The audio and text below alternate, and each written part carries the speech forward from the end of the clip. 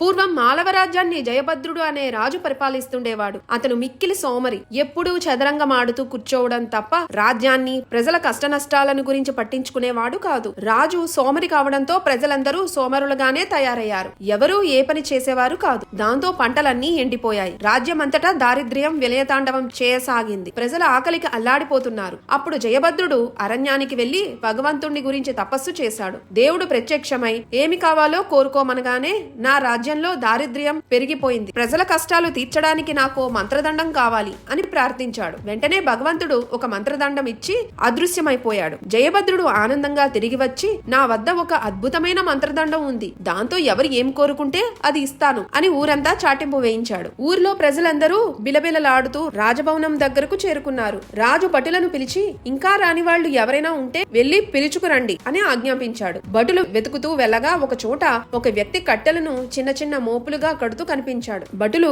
కల్లెర్ర చేసి రాజాజ్ఞను ధిక్కరిస్తావా అంటూ అతనిని రాజు వద్దకు ఈడ్చుకుని వచ్చారు. కోరుకున్న వాళ్లకు కోరుకున్నవన్నీ మంత్రదండంతో ఇస్తానంటే రాకుండా కట్టెలు కొట్టుకుంటున్నావెందుకు అని రాజు ప్రశ్నించాడు. అందుకు ఆ వ్యక్తి నవ్వి, రాజా, నా మంత్రదండం నా గొడ్డలే, దీంతో కట్టెలు కొట్టి పొరుగురికి తీసుకెళ్లి అమ్ముకుని అక్కడి నుంచి నాకు కావాల్సిన ఆహార పదార్థాలు తెచ్చుకుంటాను. నాకు హాయిగా గడిచిపోతుంది. కష్టపడి పని చేయకుండా మంత్రదండం సృష్టించే సంపదలు నాకు అవసరం లేదు అని అన్నాడు వినయంగా. అతని మాటలతో రాజు వాస్తవం గ్రహించాడు. తన చేతిలోని మంత్రదండం పైకి విసిరి వేయగానే అది మాయమైపోతుంది. ఆనాటి నుండి రాజుతో సహా రాజ్యంలోని ప్రజలందరూ తమ శక్తి మేరకు కష్టపడి పనిచేసి సిరి సంపదలతో తులతూగసాగారు. ఈ కథలో నీతి ఏంటంటే కష్టపడి పని చేయడం కన్నా మించిన మంత్రదండం ఇంకొకటి లేదు.